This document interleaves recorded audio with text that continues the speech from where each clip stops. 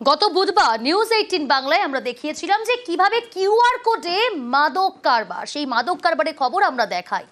News 18 বাংলার খবরের জেরে পুলিশের পদক্ষেপ, মাদক কারবার রুখতে এবার গোয়ালপুকুরে অভিযান। রাশি রাশি ব্রাউন সুগার সহ গ্রেফতার করা হয়েছে 3, ধৃত বিহারের এক বাসিন্দা সহ গোয়ালপুকুরের 2, ধৃতদের থেকে বাজেয়াপ্ত QR code scanning machine. News 18 বাংলার খবরের জেরে পুলিশের পদক্ষেপ, মাদক কারবার রুখতে গোয়ালপুকুরে অভিযান।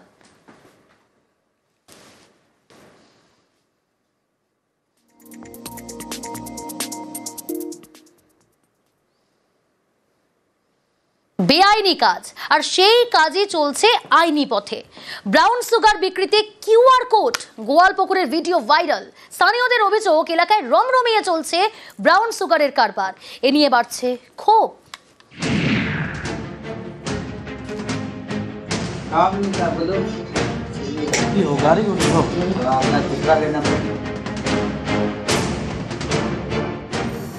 নির্মীয়মান বাড়ি, তারই একটি ঘরে বিক্রি হচ্ছে ব্রাউন সুগার। যে ব্রাউন সুগার বিক্রি করছে তার সামনের টেবিলে রয়েছে কিউআর কোড, অর্থাৎ ব্রাউন সুগার কেনো, কিউআর কোডে টাকা মেটাও। এভাবেই বেআইনি কাজ চলছে আইনি পথে। এই ঘরেই বসছে মাদকের আখড়া, সেই ভিডিওই ভাইরাল। উত্তর দিনাজপুরের গোয়ালপুকুর থানার ধরমপুর 2 নম্বর গ্রাম পঞ্চায়েত। স্থানীয়দের অভিযোগ, এখানকার মালদুয়ারে রমরমিয়ে চলছে ব্রাউন সুগারের কারবার, যার কোড নেম স্মাইক। এই ছবি দেখানো হচ্ছে বোঝানোর জন্য কিভাবে মাদকের জাল জীবন নষ্ট করছে। দেখুন, গোয়ালপুকুরের মালদুয়ার থেকে ব্রাউন সুগার পাচার হয় বিভিন্ন জেলায়, এমনকি পাশের রাজ্য বিহারেও। ব্রাউন সুগারের টানে মালদুয়ারে বাড়ছে বাইরের লোকের আনাগোনা, এলাকায় বাড়ছে চুরি। স্থানীয়দের দাবি, আগে একাধিকবার এইসব ব্রাউন সুগারের থেকে হানা দেয় পুলিশ, ধরপাকড় চলে, তারপর আবার যে কে সেই। এতে অতিষ্ঠ স্থানীয়রা। মালদরে ব্রাউন সুগার ওখানে প্রচুর পরিমাণে বিক্রি হয়, সেখানে অনেকবার রেডও হয়েছিল, মানে কিছুদিন রেডও হয়েছিল, তো তারপরে থেকে শান্তি ছিল কিছুদিন, আবার কিছুদিন পর আবার সেই অবস্থায় সেলিং হচ্ছে ব্রাউন সুগার। এলাকার বাসিন্দারা সেই নেশাটা নিয়ে প্রচুর বিরক্ত। ব্রাউন সুগার যে ওখানে বিক্রি করে মালদুয়ারে প্রচুর পরিমাণে বিক্রি হয়, তো প্রশাসনকে জানিয়েছিলাম আমরা, ওখানে 3-4 বার রেডিও করে। তো এটা যুব সমাজ তো নষ্ট হচ্ছে। আর যুব সমাজ তো নষ্ট হচ্ছে, তো ওটা তো ওটাতে নষ্ট হচ্ছে। তো আমরা চাই কি আপনারা ওখানে বাড়িয়া জুড়ে ওখানে মিডিয়া থেকে দিয়ে আমাদের বন্ধ হলে সবচেয়ে ভালো হবে। ওটা এটা আমরা আজ থেকে না, দীর্ঘদিন থেকে এটা আমরা শুনছি। এটা নিয়ে আমরা কতবার লোকালি আমরা সামাজিক হিসাবেও এটার আমরা করেছি। প্রশাসনেরও নলেজে আছে জিনিসটা। প্রশাসন কিন্তু বারবার এই জায়গাটাতে রেড করেছে রেড। আর যেহেতু ওটা বিহার বাঙ্গাল একটা বর্ডার করে, আবার বিহারের কাছেই আমাদের ওই অঞ্চলটা, আমাদের এলাকার অঞ্চল আছে। কিছু ওখান থেকে বিহারের লোক আসে, ওখানে করে প্রচার করে, আবার ওখান থেকে কিন্তু কিছু মাল বিহারও হয়। গোয়ালপুকুর থেকে চঞ্চল মোদক, নিউজ 18 বাংলা। এবার নজর রাখতে হচ্ছে ওয়েদার আপডেটের দিকে। পুড়ছে দক্ষিণবঙ্গ, কলকাতা সহ দক্ষিণে তীব্র গরম, হাঁসফাঁস গরম। পুরুলিয়া, বাঁকুড়ায় তাপমাত্রা 40 ছাড়ালো, আর্দ্রতা বেশি থাকায় পাল্লা দিয়ে ঘাম। তীব্র গরমে হাঁসফাঁস অবস্থা মানুষের। গতকালে ঝড় বৃষ্টির পরও বদল হয়নি ছবিটা। গত 24 ঘন্টায় তাপমাত্রার পারদ 40-এর ঘরে। পুড়ছে দক্ষিণবঙ্গ। কলকাতা থেকে রয়েছে প্রতিনিধি ইরন রায় বর্মন, আর অপরদিকে ঝাড়গ্রাম থেকে রয়েছে রাজু। প্রথমেই আসবো ইরনের কাছে। ইরন, হাওয়া অফিস কি জানাচ্ছে? এই তীব্র গরম, এই অস্বস্তিকর হাঁসফাঁস পরিস্থিতি কতদিনে কমবে? বৃষ্টি তো হচ্ছে, কিন্তু এই গরম তো কমছে না।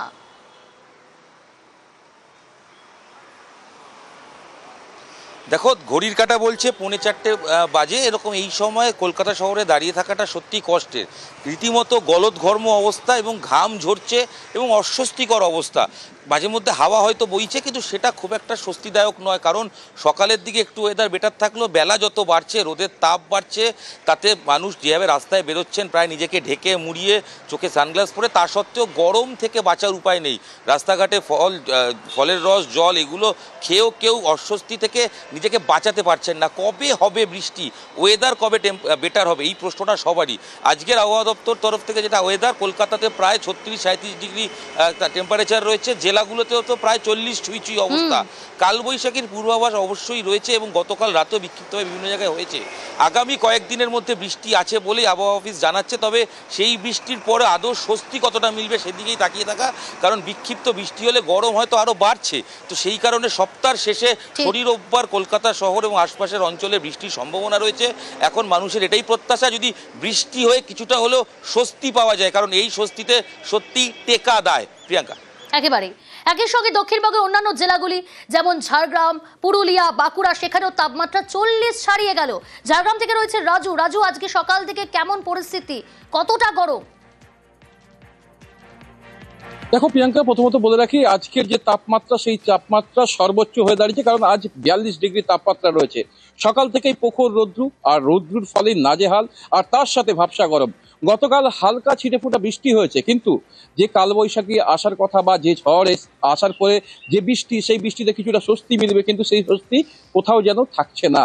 কারণ যেভাবে ভাবসা গরম এবং যেভাবে মানুষজন নাজেহাল হচ্ছে এই গরমের ফলে, রাস্তায় মানুষজন বেরোতে পারছেন না। রৌদ্রুর ফলে, প্রখর রৌদ্রুতে অধিকাংশ জায়গায় দেখা যাচ্ছে কোথাও গাছের ছায়া কিংবা যে ফলের রসের দোকান রয়েছে, সেই সমস্ত দোকানগুলোতে মূলত মানুষ ভিড় করছেন, কারণ কিছুটা স্বস্তি মেলার জন্য। কিন্তু এই গরমের থেকে তারা কবে বাঁচবে? আবহাওয়া দপ্তর যে বলছে যে খুব শীঘ্রের মধ্যে কালবৈশাখী আসবে, কবে আসবে এই ঝড় বৃষ্টি, কবে স্বস্তি মিলবে, সেই দিকে তাকিয়ে রয়েছে জেলার মানুষজন। বেশ, একদিকে তীব্র গরম দক্ষিণবঙ্গের জেলাগুলিতে, অপরদিকে একটু বাঁকুড়ার ছবি দেখায়। বাঁকুড়া রানীবাঁধ দেখুন, ঝড়ে একেবারে লন্ডভন্ড বাঁকুড়ায় রানীবাঁধে। ক্ষতিগ্রস্ত একাধিক বাড়ি, গাছ পড়ে ব্যাহত বিদ্যুৎ ইন্টারনেট, রাস্তায় গাছ পড়ে ব্যাহত যান চলাচল। আজ সকাল থেকে কি ছবি রয়েছে আরো ডিটেল জানাবো আপনাদের। প্রিয়ব্রত রয়েছে আমার সঙ্গে। প্রিয়ব্রত, গতকালের পর আজ সকালের ছবিটা জানতে চাইবো।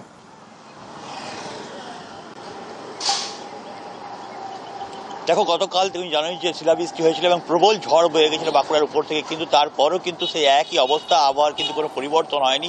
আজও প্রায় 40-এর কাছাকাছি তাপমাত্রা বাঁকুড়া জেলায়। অন্যদিকে যে রানীবাঁধের উপর দিয়ে প্রবল ঝড় বয়ে গেছিল, সেখানে কিন্তু বেশ কিছু জায়গায় যান চলাচল ব্যাহত হয়েছিল। প্রায় 1 ঘন্টা ধরে গাছ কাটতে সময় লেগে গেছিল। সেই গাছ কাটার পরেও কিন্তু বেশ কিছু জায়গাতে, এখনো পর্যন্ত বেশ কিছু জায়গাতে গাছ পড়ে রয়েছে।